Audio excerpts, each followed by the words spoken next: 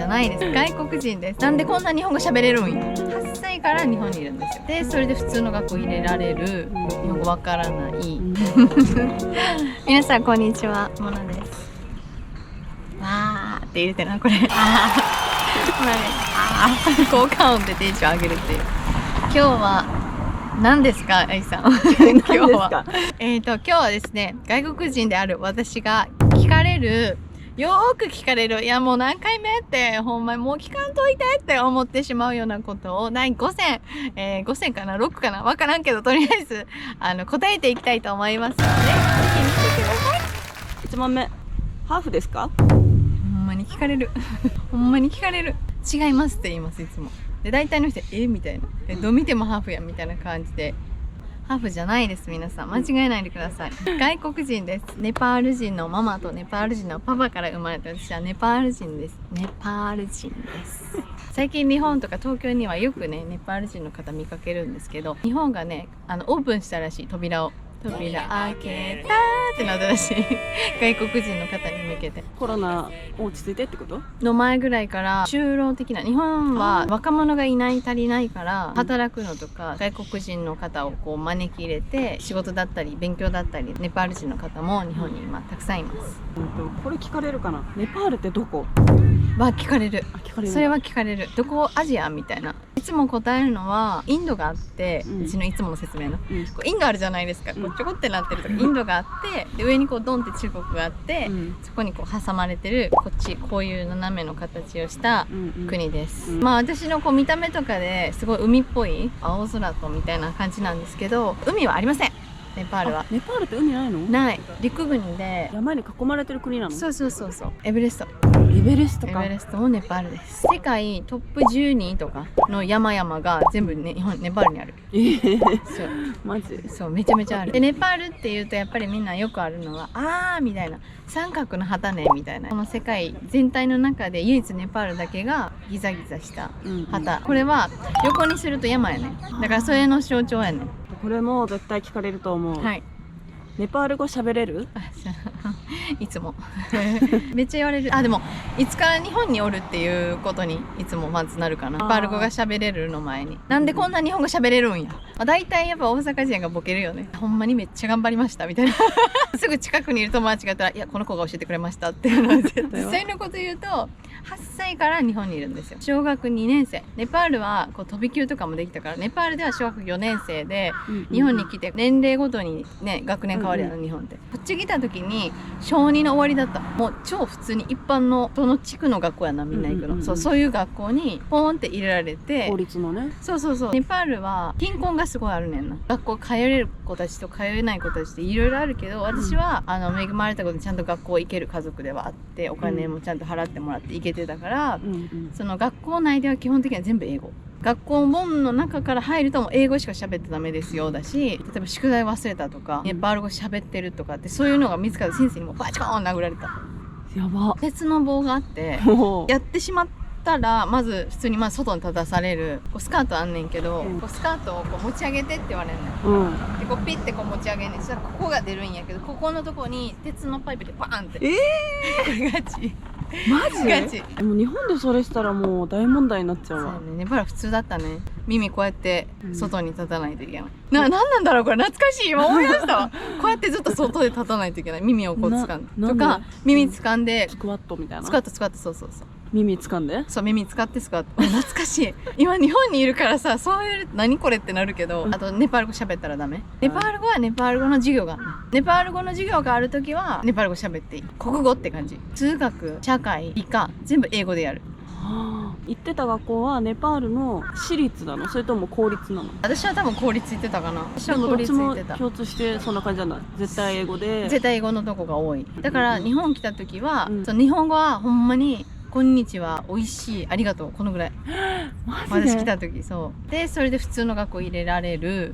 日本語わからない。運よく私とお姉ちゃんがいた学校には英語喋る先生いてて、常に授業中はその先生がいて、私らがいて、こう通訳してもらいながら教えてもらう。で放課後ののびのびみたいな何それ。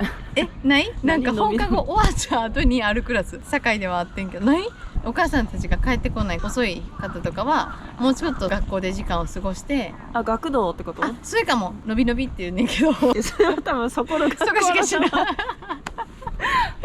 いのびのびで学童行ってた。あ、今日はね、今日のテーマはね、外国人で聞かれることうんあるあるあるある。あるある。まあいっぱいあるよね。外人やったんや。一緒におるとでも聞かれるよな。流れでまず私が何人ですかってなって、野外人ですよってなって、まあネパールっていう答えを出した後に、ではおいは何人なんってなる。どことことは言われたことないけど。なるほどなるほどこの人ですかみたいな。どっか日本の人じゃないんやろなって思われるんや。おいはいつもなんて言うっけ？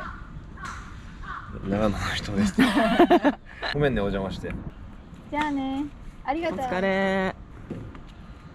これもおそらく聞かれるんじゃないか。なんでしょう。家の中で何語？あ、聞かれる。それ2ステップうちまでの話になったら聞かれるやつやな。お家の中はもう日本語です。ママとパパからネパール語で話しかけられ、日本語で返すっていうのが多いかな。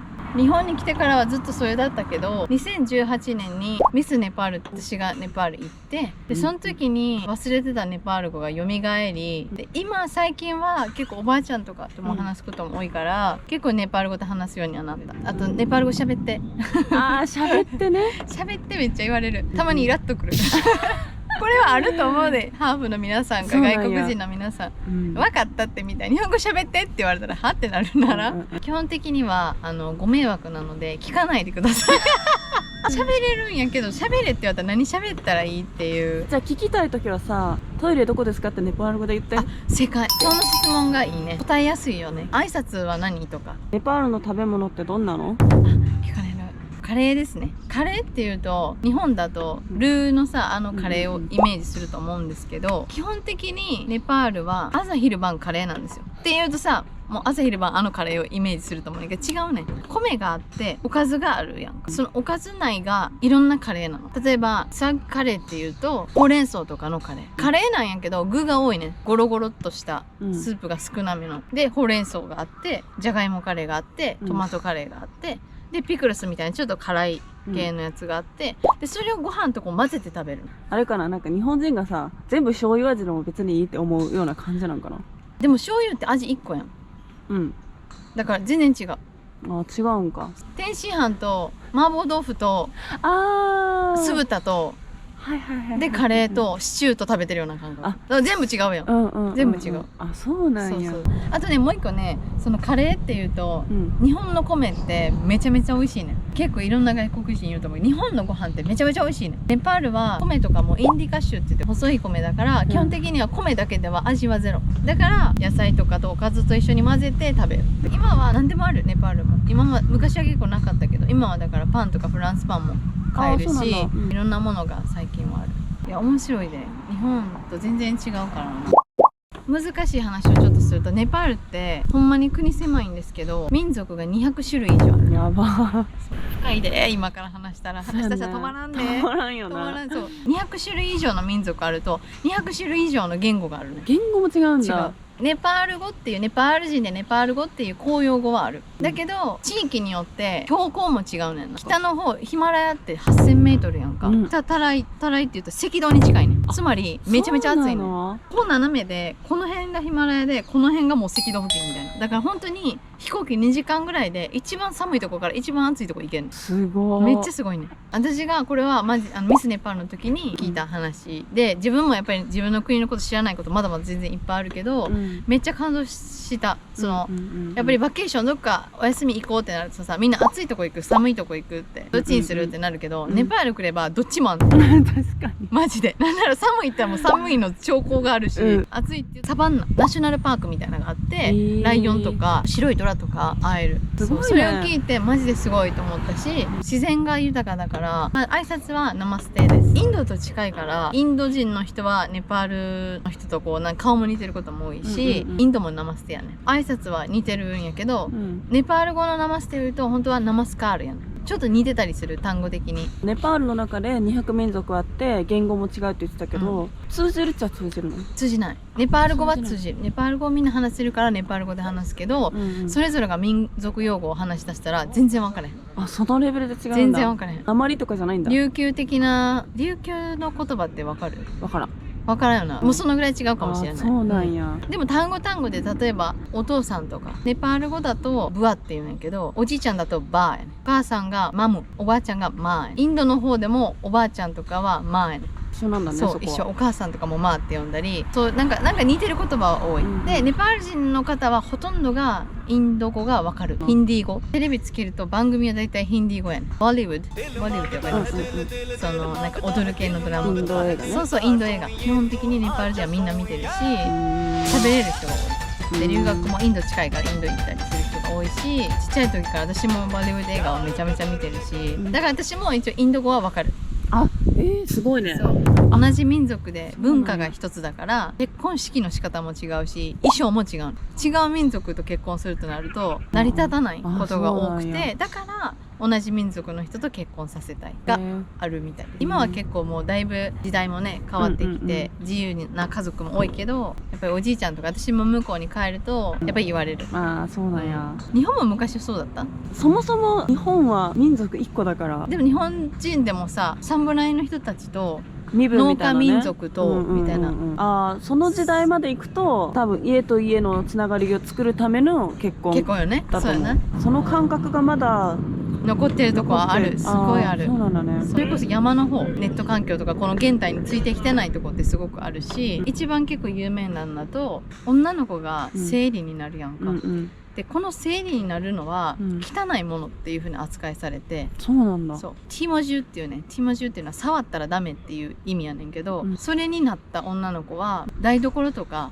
神様のところ板がね、生理の時は何もしたらあかんねん。清いの場、綺麗なところには来ないでって。差別ではないけど、その人はどうするの？それが過ぎるまでは基本的にはお家にいて外にも出ないし、お仕事も行けないの？いけない。あ、それはハウスワイフはね、お家で働いてる人たち、外で働いてる人はあんま気にしてないけど、その山の方に行くとそうなってるのは、なんか神様が怒ってるとかそういう風な扱いをされて、もう家に来させないとか、もう外で過ごしてとか。じゃあその生理の期間中に過ごす家みたいなものが別に、もうなんか小屋で過ごすの？そうで、それでやっぱり汚いし、でそれをどうしたらいいか分かんないじゃん。結構みんな若い時代になっちゃうから、でそのままそういう不清潔な場所におられて亡くなる子はめちゃめちゃおった。